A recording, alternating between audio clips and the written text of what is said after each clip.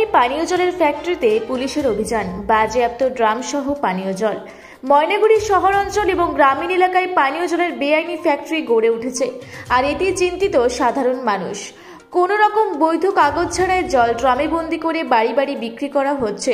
স্বাস্থ্যবিধি অমান্য করেই এই ব্যবসা ক্রমশ ছেয়ে গিয়েছে শহর জুড়ে।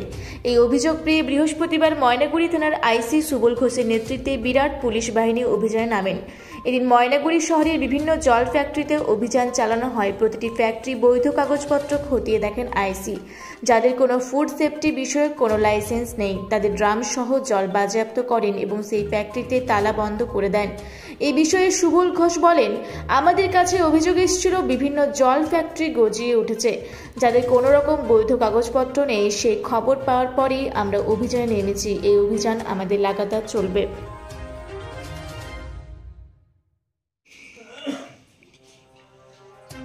বললাম সাহেব, আজকে জল নিয়ে কি অভিযান চালালেন? জল বিভিন্ন জায়গা থেকে আমাদের কাছে খবর আসছিল। আমাদের যে জলগুলো ড্রামে বিভিন্ন পানীয় জলগুলো বিক্রি করছে মার্কেটে, সেই সমস্ত জায়গায় দেখা যাচ্ছে আমাদের কাছে খবর ছিল যে তারা কোনো রকম ফুড সেফটির যেটা লাইসেন্স আছে পরিশ্রুত পানীয় জল সেটা অনেকেই পৌঁছে দিচ্ছে না। তাই আমরা এটা একটা অভিযানে নামি। এসেই আমরা এখানে এসে দেখতে পাচ্ছি যে কিছু এখান থেকে যে স্বচ্ছ ড্রামে জলগুলো শহরের বিভিন্ন জায়গায় এবং গ্রামেও যাচ্ছে, সেই জলগুলো দেখতে পাই যে মানে একটা হাইজেনিক নয়, এরকম অবস্থায় জলগুলো গ্রামের মধ্যে ঢুকিয়ে দিচ্ছে। মালিককে আমরা জিজ্ঞাসাবাদ করেছি, মালিক কোনো সদুত্তর দিতে পারেনি এবং ওদের কাছে কোনো ফুড সেফটির যে পারমিশন আছে সেটা ওনাদের কাছে নেই, উনি স্বীকার করেছেন।